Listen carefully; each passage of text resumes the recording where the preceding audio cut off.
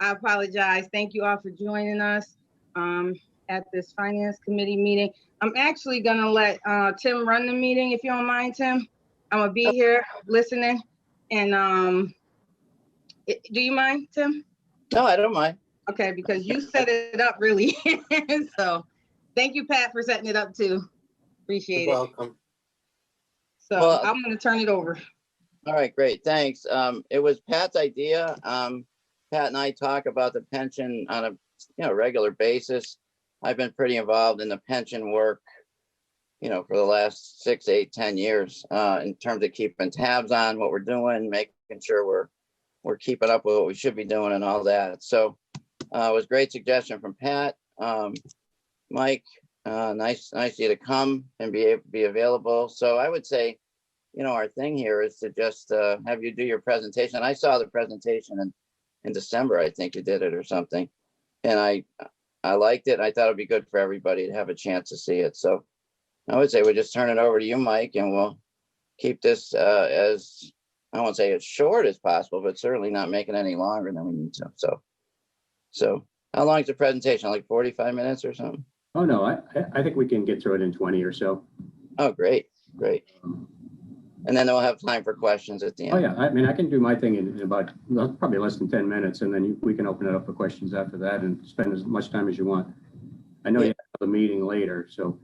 We have the mayor. Did you acknowledge Councilor Letterman and Councilor Davila? Yeah, I did not yet, but thank you for doing that. You're welcome.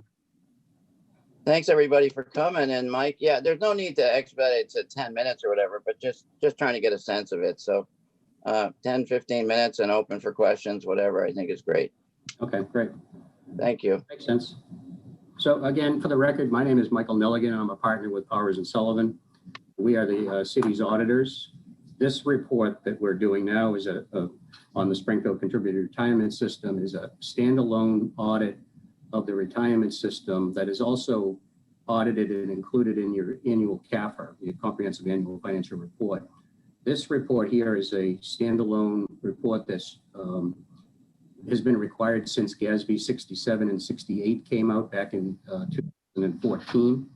And the primary purpose of it is to provide allocations to each of the member units. And that's at the back of the report.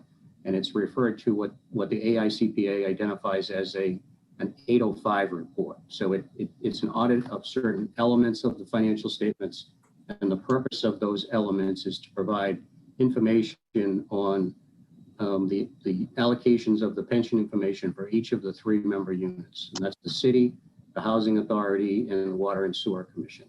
So that's the primary purpose. And I'll just kind of give you a little background on what we go through to get the audit done. We get from the retirement office, we get detailed general ledgers, trial balances, the annual bank reconciliations and bank statements, payroll information that's provided to PERAC each year for purposes of determining the appropriation, allocation of that appropriation, census information that's provided to PERAC annually. PERAC comes back with that information and gives us a summary report. It's referred to as a GASB 67-68 report.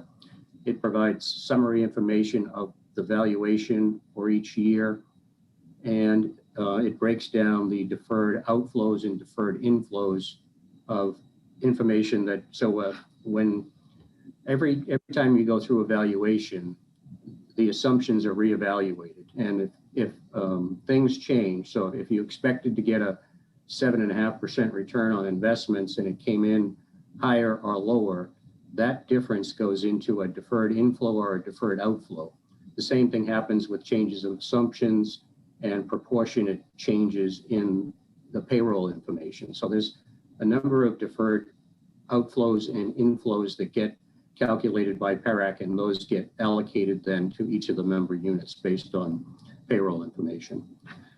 And we're required to test all of the census information. We do a little more testing every other year when there's a new full valuation done. And in the off year, we're just testing ins and outs, but we test the whole, we pick a sample from the whole pension, from the whole census information that's provided to PERAC. And then we get their full valuation every other year, the biannual valuations. We get the appropriation letters from PERAC, which we test against the payroll information that was provided to them. And then we're provided access to all of the active and retiree files. We did our audit this past year remotely because of the pandemic and the access to the retirement office. And Susanna and her team provided everything we needed through our secure portal. So there was no sharing of information outside of that portal. Everything was confidential along that lines. And then the audit typically takes place. We started in April. As soon as the annual report is available, we populate the financial statements based on that. And we start doing our selections for testing. This past year, we started on April 30th. We got the GASB 67 and 68 report in September, beginning of September. The actuarial valuation came over as a draft in about the end of August, and the final was delivered beginning of November, and that's when we issued our report. We typically have gotten this done by the end of September here, and that's our goal, is to get it done first or second week of September. This past year, PERAC was a little late in getting the information to us. So we did our best and we stayed on top of them and got it to you as soon as, I think they issued their report. We issued ours almost the same day. And we had to wait for that final valuation to come out before we could issue. So this, like I said, a new valuation year and a new funding schedule was adopted. The funding schedule is increasing 9.2% through the year 2033, with a final payment expected of a much smaller amount in 2034. The funding schedule goes from about 78 million this next year up to 217 million in 233. Needless to say, that's going to be a challenge for the city to meet that. But sorry, Mike, is there any slides that we could look at that? Because I can't really follow what you're saying without seeing the numbers. Yeah, I sent the report and a couple of spreadsheets over this afternoon. Okay, because that somebody was going to provide that information. The numbers without seeing them and hearing them for the first time, it's a little bit difficult. Yeah, if I may, I agree with Councilor Whitfield. I did get those spreadsheets. I'm really trying to keep up here, but we are not the financial whiz.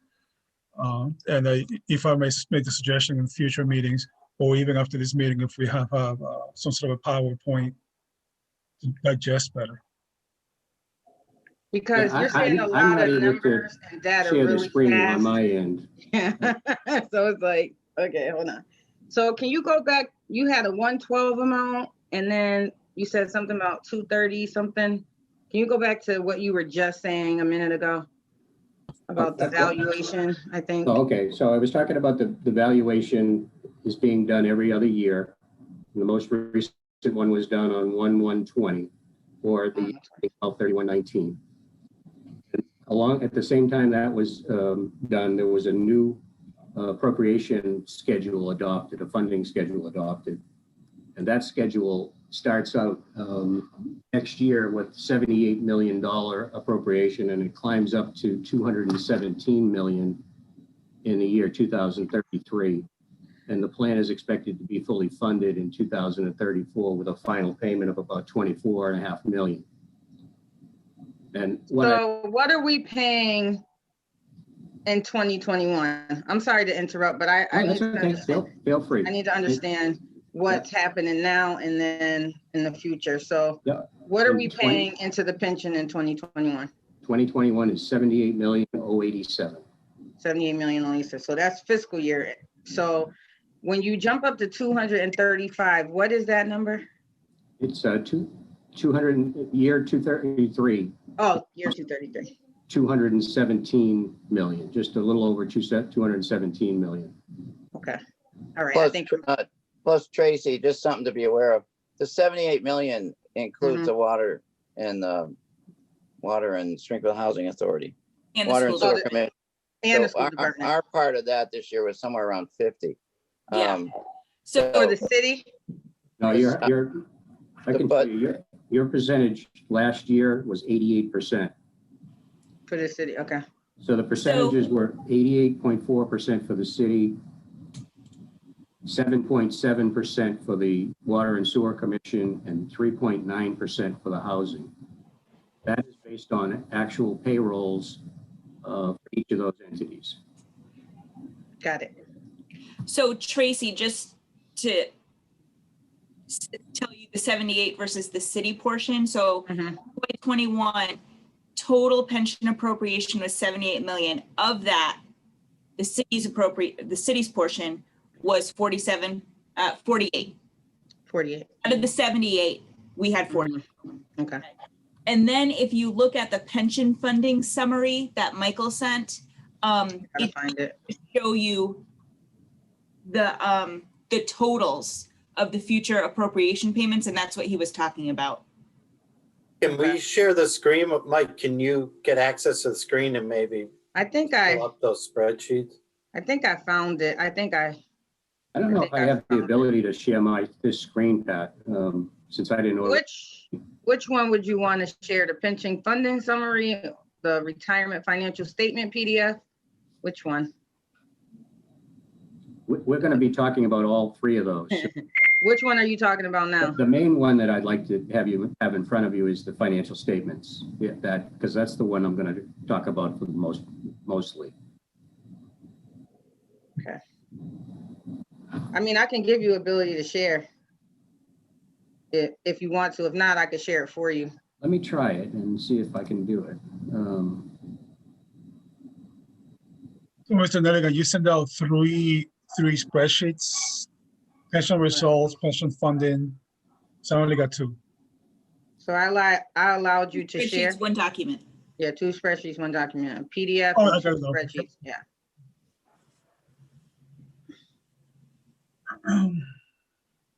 And that's, yeah, I'm not sure I'm going to be able to do that, unfortunately. All right, well, just pick up the high points of what you would put on the screen. So I think one of the things, Mike, for us, and obviously there's a lot more to it that goes into it, but we're always watching, that the annual number, which, Lindsay just said it's 48 million this year. For us, it'll be, 51 or something next year. So we're always watching that. And I'm always trying to, I know there's a lot that goes into that number. And one thing that threw me off when you just said 88% was the city portion, but really 48 out of 78, that's not 88%. I'm not sure that I agree with that $48 million number. Well, we split out the school department, so really the city and school portion is 69 million. Of that, Yeah, that's 21 more like it. is school and 48 is city. Okay. So if you have a 9.2% increase every year, you would just add 9.2% onto the city side.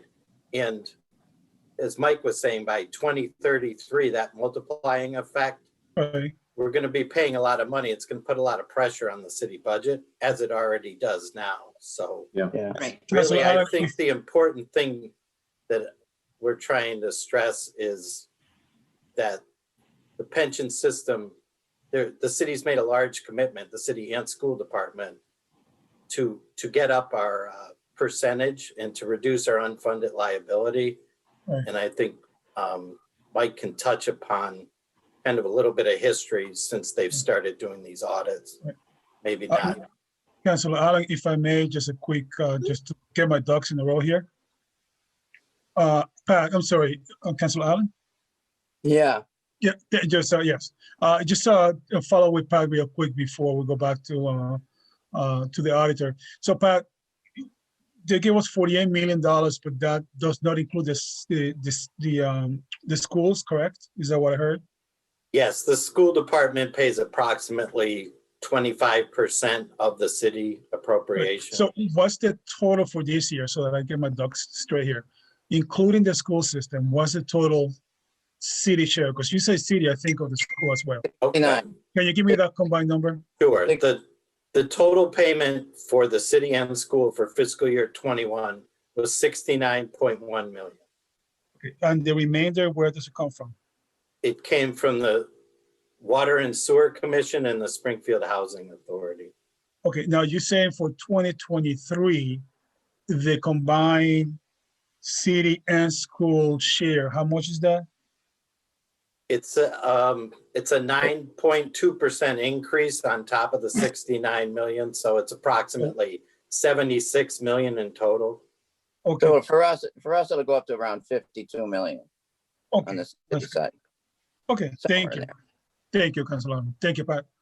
Yeah. So that's really, that's one of our largest increases in the budget, if Is not that, the largest. Yeah. if I may, does that reflect, I think it was supposed to be some sort of a schedule. Is that reflective of that? That's based on the schedule, exactly schedule. on the schedule that was adopted and approved by PAIR Act, the State Oversight Board. Right. All right, thank you, Pat. Thank Mike, you. is there a certain page you want me to go to? Thank you, Counselor, in the presentation? Or Yes, you weren't there yet? I'll do that as we start going Okay. through the report if you want. And I'll take you quickly through the report just so you know what it consists of. The one thing I wanted to mention before we move on was one of the spreadsheets that I sent over has some yellow highlights on it. And it's a summary of the results of the retirement system for the last 5 years. And as you'll see on this spreadsheet, the last 2 years are the first 2 years in a long time that your contributions outpaced your benefit payments. If you look down at 2/3 of the way down, total contribution less retirement benefits, those highlighted numbers, you'll see in the previous 3 years that those were all negative. So you weren't even contributing enough to cover what you were paying out in benefits. The last 2 years, you've exceeded those amounts by 3.4 million and 7.9 million. What that does is that allows the investment earnings to go towards funding the underfunded status of the plan. So if you're contributing money than you're paying out, then your investment earnings goes right to the bottom line and helps the prior funding. So that's really what you want to be doing each year. And this new funding schedule going up 9%, I don't think you're going to see the retirement benefits increase by 9%. So this is sort of an indication that those increased payments are starting to have an effect on the plan. I don't see 3.4 million. So you're saying what we contributed as city employees, wait a minute. I don't know what, I'm sorry. I wish these were up before. So what line were you looking at when you were talking? We're talking about the highlighted numbers on that spreadsheet. Yeah. So the Line 30. Line 30, okay. Yeah. All right. Oh, so now we're in the positive. So can you just explain one more time what that means? What that means is that 3.4. prior to the last 2 calendar years, your contributions to the system did not equal what you paid out. It was actually in a deficit. So Gotcha. that means that you're taking away from investment earnings just to fund the benefit payments. Mm-hmm. So in the last 2 years, with the increased funding starting to kick in, you're positive on the contribution. So your contributions exceed what you pay out in benefits. And that's really the first step towards reducing this outstanding liability. Because now And I would say, Michael, sorry to interrupt, that is significant and that is really important to what we're trying to do here to reduce our liability. Okay. So I think that's really a good swing for the city. Yeah, that is great. And so that goes to the unfunded mandates, Pat? Yes. So if you look at Mike's spreadsheet, you can see on top, there's the employer contribution, which is the city, school, housing authority, and water and sewer appropriation payment. And then below that is the withholdings from the employees' checks, be it 8% or 9%, depending on when you were hired.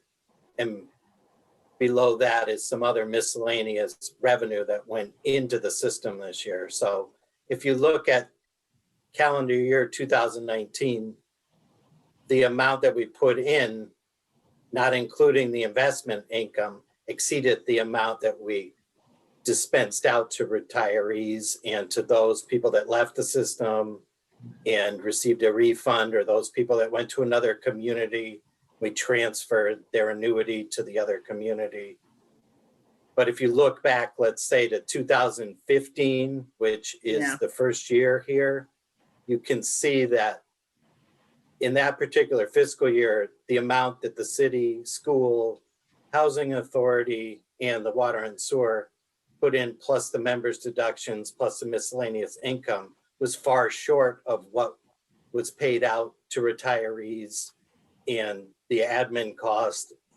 So that with the accelerated funding schedule, which included 14% increases, we're now at a point where we're paying in more than that's going out, so that anything we make in investment income is going to go towards the bottom line of reducing our overall liability.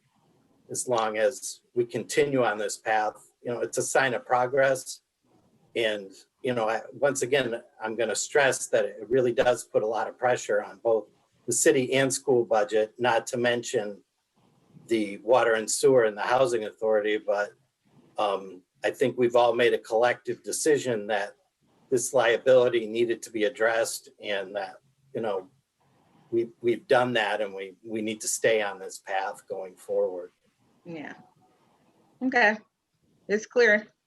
Okay.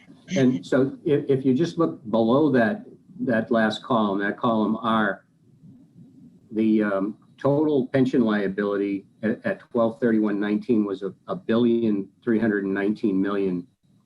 You had $398 million of assets set aside, and your net pension liability is $920 million. That's the number that you're trying to bring back to zero. So to get fully funded, you're going to have to make that $920 million unfunded liability go away over the next 13 years. But it's going up. It's going up every year. Like it went in 2015 from 8,032,000. Now it's at 920. How's it gonna? Yeah, how do you explain that, by the way, if I could? Well, That's part of the actuarial study that's done, so that they take into consideration a myriad of scenarios, how long people are going to live, average increase in salaries. So really, you're going to see that amount go up, but the idea is to have your assets go up at a much faster, exactly, pace than your liability. And Mr. Chair, if I may, Mr. Chair. I guess I took back over. I don't know. Councilor Allen, if I may. I'm sorry, Tim. It's all right. If I may, Councilor Allen. Yeah, it's all right if you. Thank you, Tim. So, Pat, basically, if I'm reading this, I knew in my mind I had like a $1.2 billion number that was rattling somewhere in my head, because I recall this being discussed at an audit meeting a little while back. So if I understand you correctly, the city in the next 13 or 14 years needs to come up with $920,000 to fulfill our obligation. The current scheduling system that we have is reflective to meet that challenge. Correct? Correct. And the employees are going to pay a share of that also. I mean, of that 920 million. Right. And for the first time in history, we actually in the green by, was it $5 million, $7 million? Something like that. Well, not the first time, because last year, 2018 was in the green. I mean, was in the positive. I ain't gonna say green. Yeah. And then it just let me rephrase that, Councilor, with it, substantial savings for the last several years. So the other spreadsheet. There? Okay. Go ahead. Okay. Thank you, guys. Very helpful. Thank you, Mr. Chair. The other spreadsheet that I sent over has the annual appropriation going out every year, and the total of the appropriation for all of the member units between 6/30/20 and 6/30/20 2034 is you're going to put in another $1.9 billion. So there is room in there, should you not, if investment earnings, I mean, should be plenty of cushion in that number, the amount of money that you're going to contribute to get you. So you're trying to fund 920 million and you're going to put 1.9 billion against that. So that should take care of any market value declines that you may have during those years, or any increases in the pension liability, the actuarial determined liability. So Tracy mentioned that number is going up every year, and it will continue to go up the way the formulas work. But you're putting in 1.9 billion to fund 920 million. So that should get you there, if you understand what I'm saying. Yeah. I understand. The real factor, the real question is whether or not the city can come up with the money, to get the fully funding, to reach the fully funded schedule. The math will work, and everybody's comfortable with the math. You should get there if you're able to make those payments. No, Pat talked about a 14% accelerated program. Are we currently doing that, or are we still paying like 9%? Like, what's happening? Can I explain that, Mike? Yes. Let me try that one. So we obviously, our payments got to go up every year, and every couple of years, this PIRAC audits this whole operation. PIRAC is the state pension, in the department, if you will, and it was pretty bad. Like, 5, 6, 7 years ago, they decided that our annual payment needed to go up 14% from year to year, 2 years in a row, 14%, and then 8%, and then 8% the next 2 years. So we really, obviously 14% on a $30 million payment is like $4 or $5 million increase. We kind of weathered that storm and went 14, 14, 8, 8. And then 2 or 3 years ago, the auditor, not this auditor, but the pension auditor, said, you need to figure out how much, we're going to try to figure out how much of an increase there needs to be every year. And I think between TJ and Pat and the auditors doing that, they agreed on the 9%. So that's where we are now at 9.2%. So if you look at us paying 49 or 47 this year, then it'll be 9.2% higher next year. This July, we'll have to pay 51 or 52 million. Then the following year, it'll be 55 or 56. It's going up 9% a year, every year from here on. Okay, so yeah. So is that out of employee contributions? Like, okay, so if we start at 9%, then the year after that we'll be at 18%? No, the employees will stay where they are. So where is the 9% contribution increase coming from? It's coming from the appropriation, so it's coming from the city school budget. The school budget. Well, the school budget is another one. They're going to go up 9% on their 21, but that's 69 million, which is right now is 47 city and 21 school. I get it. Let's stay with 69. I got it. All right. So that's gonna go up 9%? Every year. This whole thing's gonna go up 9%. That's how bad it is. So as we sit down and do the budget, these guys are gonna present us the budget in a few weeks. And it's gonna show what last year was 47 million. This year it's 51 for the city part. The city part. And then next year it'll be 55. So it's just where's the difference coming from, Tim? That's what I want to know. Yeah. The difference from or Pat or Lindsay. Where's the difference coming from? The increase, the 9%. Well, we have to find it in the budget to keep it going. Yeah, that's okay. So is there any, I'm sorry, Marcus, yes. Is there any, so that's what you guys are working on? Yeah, Tracy, that's what our jobs are to do is really, I'm being serious, balance the budget every year and take into consideration these non-discretionary costs.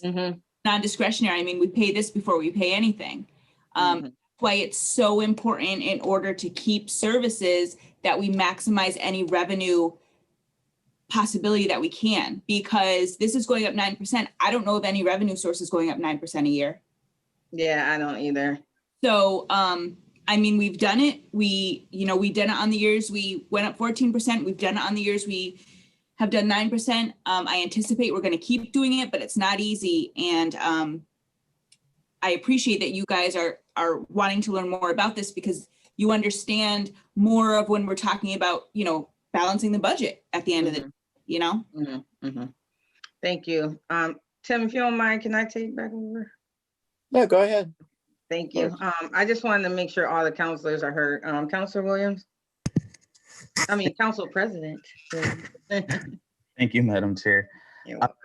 Thank you all for this and going over the pension. I just had a question relating to the cost of living adjustment.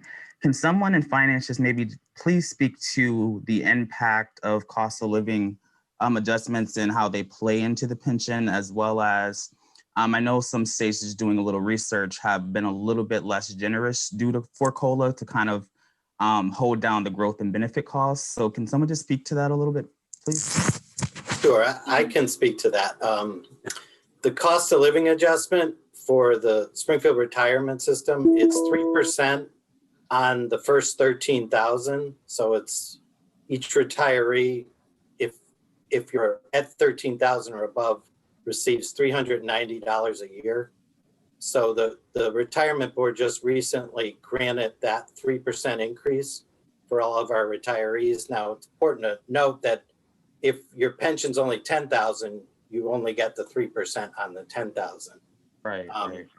In the Commonwealth, a retirement board can vote to increase that base from the base starts at 12,000 and it goes all the way up to 18,000. So the board could vote to increase the base for retirees. So instead of 300, let's say we went up to 14,000. Right. Then we would be adding $30 increase for each retiree. Now, we asked PARAC what that would mean to our funding schedule, and it would actually add $6.8 million to our liability. Wow. So that would be very costly for us to do that. So right now, the funding schedule that was adopted by the board and was approved by PARAC and is part of our budget for FY22 maintains that cost of living increase on that base of 13,000. So hopefully that explains that's kind of how it works. It's really good information, Pat. I appreciate that. Thank you, Madam Chair. Woman.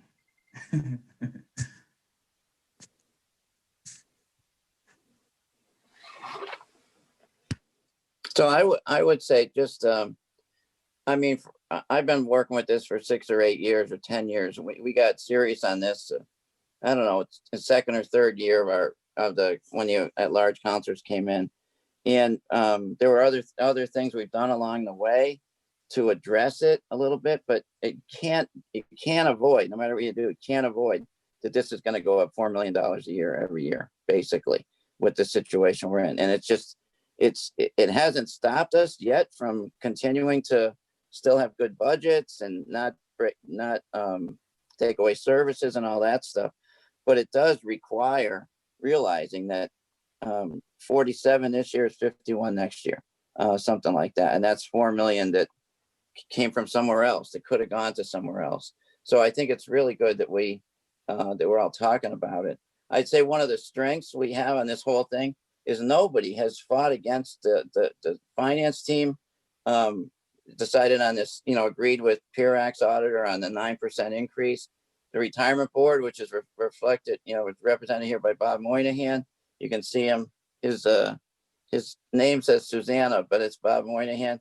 I've met with them several times. There are 5 people on that. They've been straight and honest and responsible about keeping up with this thing. I think the council has as well, and the city financial team. There's no issues between us. It's just $4 million a year, finding it and staying with the plan. So, but it's been otherwise, it's been kind of a good story. There were 2 years where we set aside an extra million or an extra 2 million. I think it was 2 million in total, where we paid our annual payment and we put another million aside. We've since put that 2 million in. Am I right, Pat? That's back in. Yes. Yes.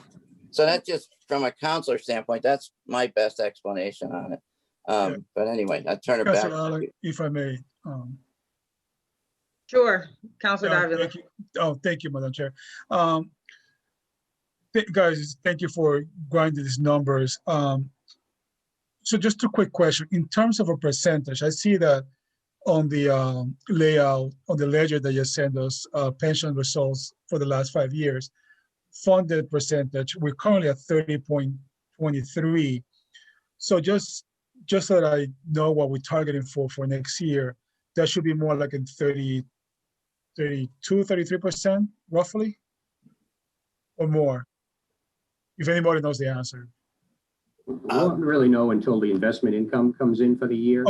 Okay, fair enough.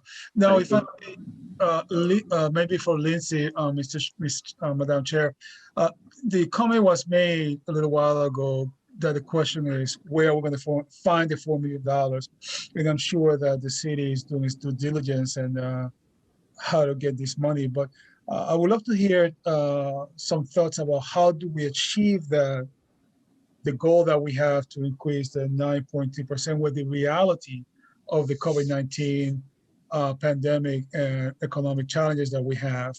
We had to adjust the school budget actually it was maybe at the beginning of this year, by $50 million. So if anybody has any thoughts they want to share, how does this reality affect tomorrow with regards to the pension system? Didn't I ask the same thing? You did, if you did. And they said that that's their job and budget.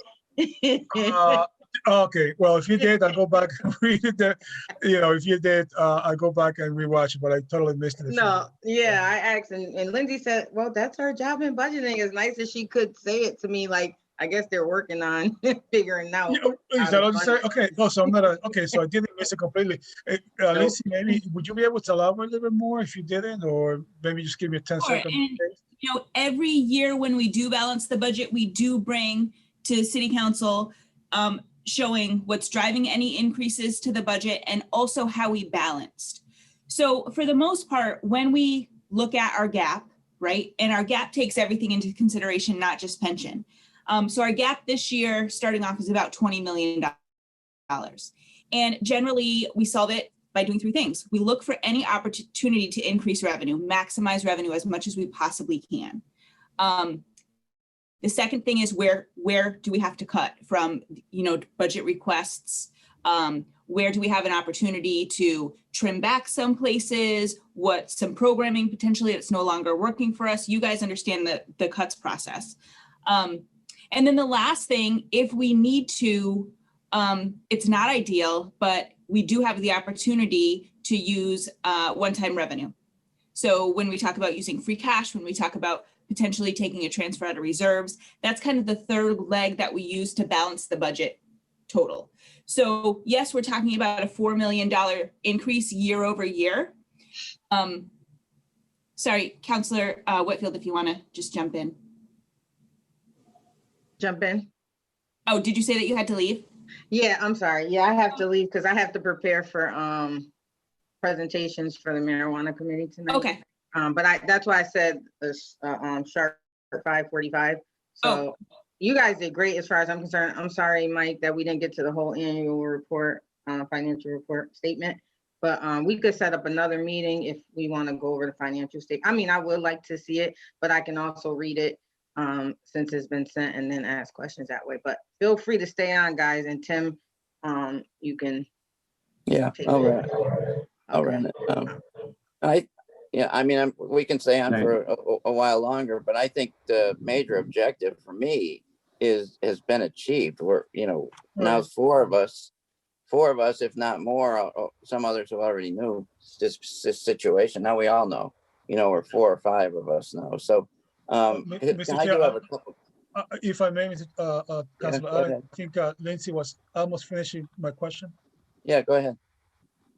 I don't know exactly where I left off, but You left off about the free cash. right. So that's a potential to use a one-time revenue source to balance the budget. And we are looking at, the pension appropriation going up $4 million a year, and that's part of that $20 million. So it's just not that we're up against. There's tons of expenses that go up every year, and that's how we balance the budget. Obviously, the pension takes priority because we have to pay that before we pay anything else. And I mean, that's what we face every year. That's why the multi-year is important. The multi-year shows what we're projecting for 4 years. And a lot of that planning and a lot of that analysis is the reason that we were able to say, okay, yes, we can go with the 14% increases. We can go with the 9% increases, because we take the time to do that planning and do that analysis to see what can we afford, what can't we afford.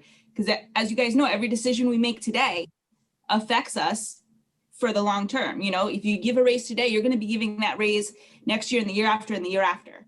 So, I mean, that's how we do it. It's not easy. Thank you, Lindsay. The past few years have been easier than others, but. Thank you, Lindsay. Thank you so much for your great answer. Thank you. Thanks, Victor. Does anybody else have any questions? I have 1 or 2 questions. Or Mike, did you want to continue on any other part that we've been a little around the field here? Is there any other part we have missed? I think we've touched base on everything and it's in the report that's important. The only thing I was going to comment on is the extra payments that the city made. Yeah. We have a spreadsheet that we work with each year with Susanna. Those extra payments are being allocated only to the city. They don't go to the other member units. Those are just city payments. They're just staying in the city side.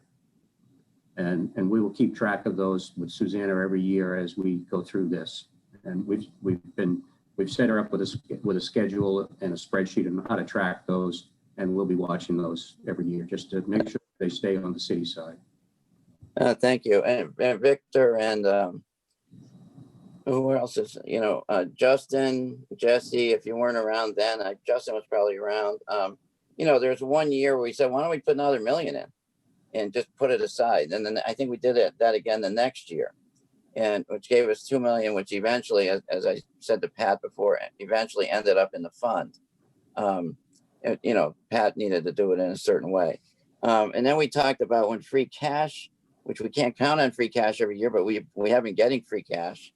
And, in the distribution of free cash, as different things hit become popular things when there's a little free cash around. One of the ideas was to put 15% of free cash into the pension, into like that $1 million. So we weren't going to do a flat $1 million, but instead 15% of free cash, which with a $7 million free cash you get about $1 million. But less than that, you wouldn't be tied into $1 million. We talked about that. I don't know if we ever finally formalized that, Lindsay, but there was just kind of ideas to keep, pumping up the volume a little bit beyond the regular annual payment. And I think this year, Pat, wasn't it you said you didn't pay it all at once in July, you paid it in 2 or 3 different pieces kind of thing? Yeah, we paid the first 6 months as a 1/12 payment, and then we made a quarterly payment in January, and we're going to make a final payment in April. So the normal way of doing it is we would pay July 1st the entire appropriation amount, and our plans are to do that payment for FY22. So that $75 million payment that's due on July 1st, we would pay that right over the retirement system, and then they would then send that to the PRIT fund to be invested for the entire year. Due to the pandemic, our strategy for FY21, because of anticipation and cash flow shortfalls, is that we decided to do the 1/12 payments, and then when we had some better information in December, we then decided on making the 2 quarterly payments, and all of that had to be presented to the retirement board and approved by the retirement board. So I'd like to thank the other 4 board members for supporting that proposal I put in front of them to help the city pay their other bills for fiscal year 21. So if you didn't pick that up, Pat is our representative from City Hall to the Retirement Board. Bob Moynihan is one of the long-term members of the Retirement Board, and there are 3 others.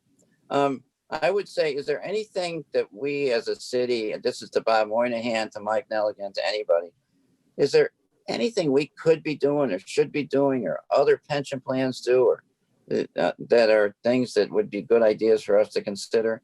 I'll just preface that by saying, I know that we're limited to, there was questions about our investment people years ago, and we were required to just invest with Prim, right? Or Prit. So all our money is with them. Am I right, Bob? That's correct. So we're in the Prit fund indefinitely. We can never get out of it. We cannot do any other administrative things financially other than with the Prit fund.